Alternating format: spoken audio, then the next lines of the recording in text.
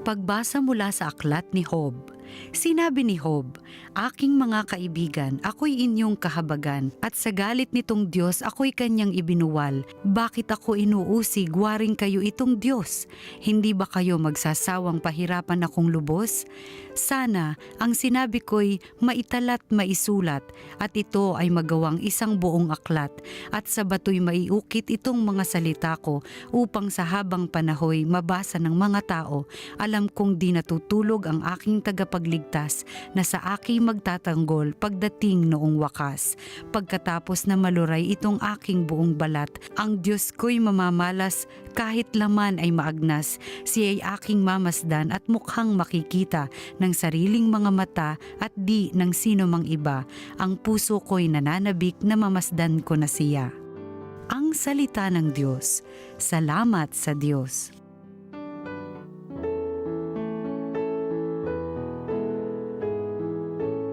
Makikita ang may kapal sa kanyang lupang hinirang.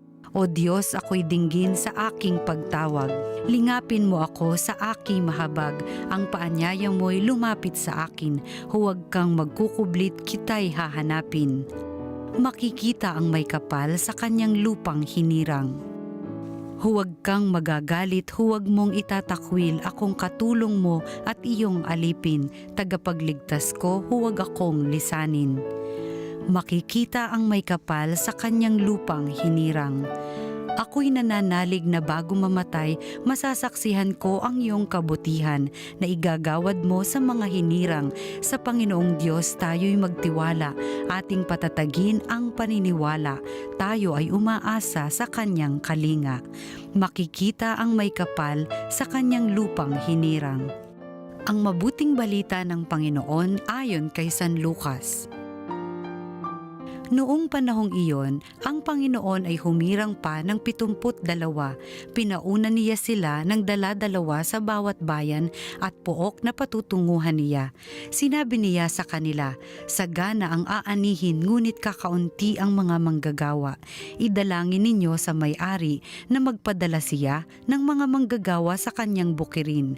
Humayo kayo, sinusugo ko kayong parang mga kordero sa gitna ng mga asong gubat. Huwag kayong magdala ng lukbutan, supot o panyapak. Huwag na kayong titigil sa daan upang makipagbatian kanino man. Pagpasok ninyo sa alinmang bahay, sabihin muna ninyo, maghari nawa ang kapayapaan sa bahay na ito. Kung maibigin sa kapayapaan ang nakatira roon, sa kanila ang kapayapaan. Ngunit kung hindi, hindi sila magkakamit nito. Manatili kayo sa bahay na inyong tinutuluyan. Kanin ninyo at inumin ang anumang idulot sa inyo, sapagkat ang manggagawa ay may karapatang tumanggap ng kanyang upa. Huwag kayong magpapalipat-lipat ng bahay. Kapag tinanggap kayo sa alinmang bayan, kanin ninyo ang anumang ihain sa inyo. Paggalingin ninyo ang mga may sakit doon at sabihin sa bayan, nalalapit na ang paghahari ng Diyos sa inyo.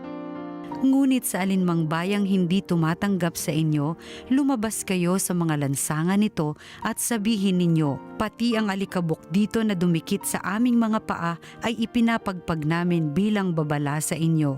Ngunit pakatandaan ninyong malapit na sa inyo ang paghahari ng Diyos. Sinasabi ko sa inyo, sa araw ng paghuhukom ay higit na mabigat ang kaparusahan ng mga tao sa bayang yaon kaysa dinanas ng mga taga-Sodoma. Ang mabuting balita ng Panginoon. Pinupuri ka namin, Panginoong Hesukristo. Magandang araw po mga kapatid kay Kristo. Ito po si Father J.D. Zaldivar. Pagnilayan po natin ngayon ang salita ng Diyos, salita ng buhay. Mga kapatid, naranasan nyo na po ba yung magipit at maparatangan sa bagay na hindi mo naman kagagawan? Akusahan ng kasalanan at sisihin kahit naman alam mong malinis at dalisay ang iyong budhi. Subalit magdusa, maparusahan para sa kasalanan na di mo naman kagagawan. Mga kapatid, yan po ang naranasan ni Job o Job sa Ingles. At sa ating unang pagbasa, naririnig natin ang mga panaghoy niya, ang paghihirap ng kanyang puso, sapagkat pati kaibigan niya, sinasabihan siya na kaya siguro siya nagdurusa, kaya siguro siya nahihirapan, kaya siguro siya nasasaktan, ay dahil sa kanyang kasalanan o kagagawan. Oo, may mga pagdurusa, may mga pahirap sa buhay na dahil kasalanan natin. Pero meron ding mga paghihirap na hindi naman natin kagagawan. Nangyari sa atin dahil siguro merong sakuna na naganap, aksidente na hindi naman masisisi sa tao, sa sarili natin o kahit pa nga sa iba. Ngunit ang masisi para sa bagay na hindi naman natin kagagawan ay talagang lubhang mahapdi at mapait sa puso. At yun ang nararanasan ni Job. Yun ang nararanasan ni Job. At sa gitna niyon, ano ang ginawa ni Job? Sabi niya, alam kong di natutulog ang aking manunubos. I know my Redeemer lives.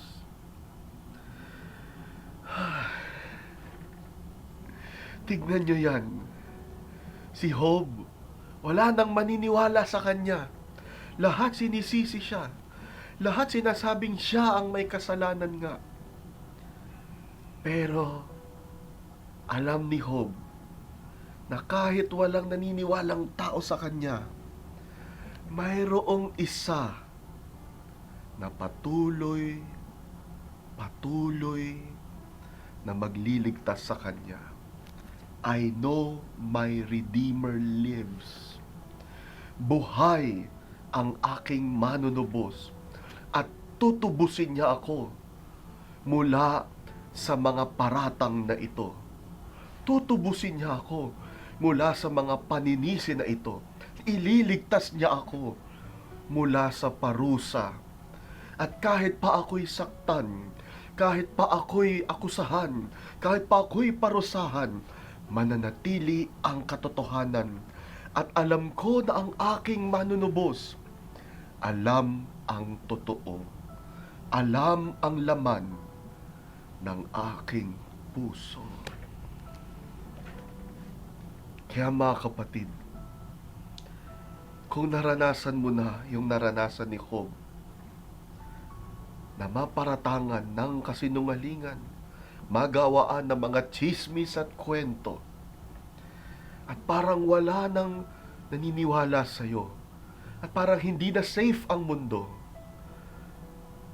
manalig ka at huwag mawala ng pag-asa. Hindi natutulog ang ating tagapagligtas. Hindi natutulog ang ating manunubos. Ay, alam niyo po, may isa po akong kakilala na nagtatrabaho sa gobyerno. At sa gitna ng maraming mga paghihirap niya, pagpapagod niya para maisaayos ang mga proseso, maging epektibo ang pagpapadaloy ng serbisyo sa mga mamamayan, sa ating mga kababayan. Dahil siya ang matuwid, dahil siya ang matino, siya ang pinagpukulan ng inakusahan ng kakurakutan. Kung sinong malinis, siya pa ang dinumihan. At yung totoong mga kakurakurakot sa kanilang opisina, sila pa yung parang naghahari doon. At nung kinausap ko siya, Kinuwento niya ito. Nagtataka ako sa kanya.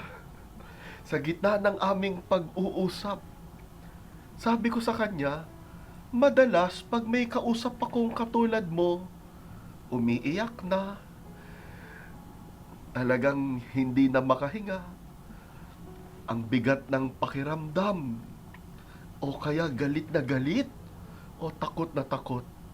Nagtataka ako sa'yo.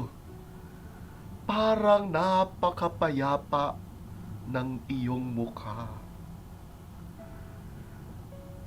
At nung kinukwento niya yung mga kwento niya, hindi ko man lang makitaan na siya'y nahihirapan.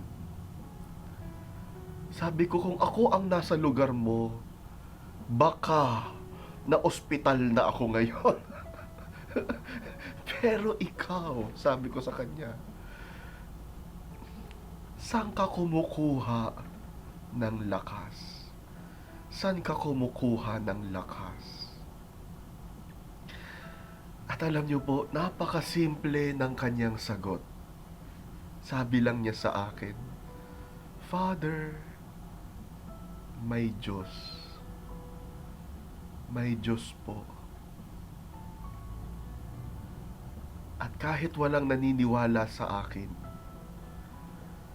alam ng Diyos ang totoo kong dalahin. Biniro ko pa siya, sabi ko sa kanya, oo, tama ka.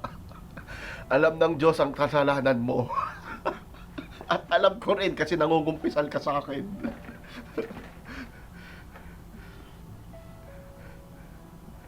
At sinabi niya, oo nga naman.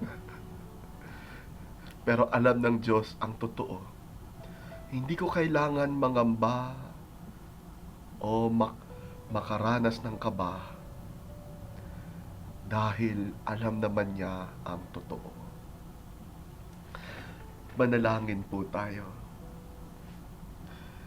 Panginoon, salamat po sapagkat kilalang kilala mo kami. Kahit pa ang buong mundo ay maghusga sa amin, alam naming maaasahan namin ang awa at pagmamahal mo sa amin. Amen.